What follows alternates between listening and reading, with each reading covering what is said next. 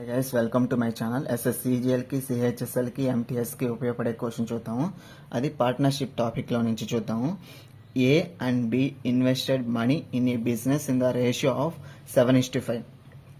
If 15% of the total profit goes for charity and A's share in the profit is 5,950, then what is the total profit అని అడిగారు.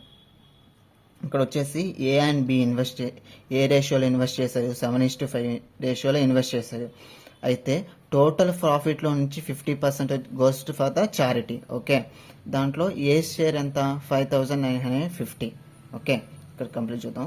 A/B వచ్చేసి 7:5 రేషియోలో invest చేశారు. 15% of charity అన్న, 15% వచ్చేసి చారిటీకి వెళ్ళద్ది.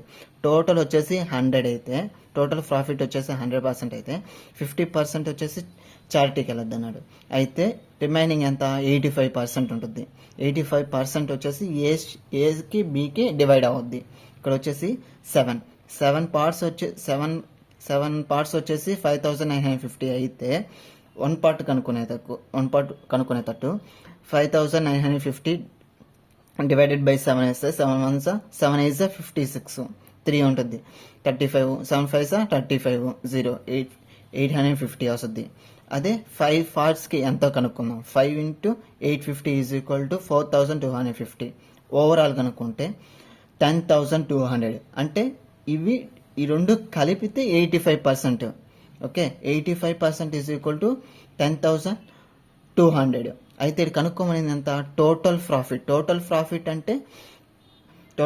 అంటే వీళ్ళకి ఇచ్చే షేర్ వచ్చేసి 15%, మళ్ళీ చారిటీకి ఇచ్చే షేర్ వచ్చేసి 15%, రెండు కలిపితే 100% ఎంత కనుక్కోమన్నాడు. ఓకే, ఇక్కడ వచ్చేసి 10,200 ఇంటూ 100/85.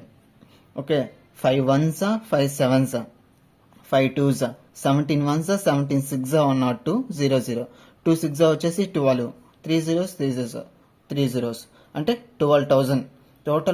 టోటల్ ప్రాఫిట్ వచ్చేసి 12,000. Okay, thank you guys.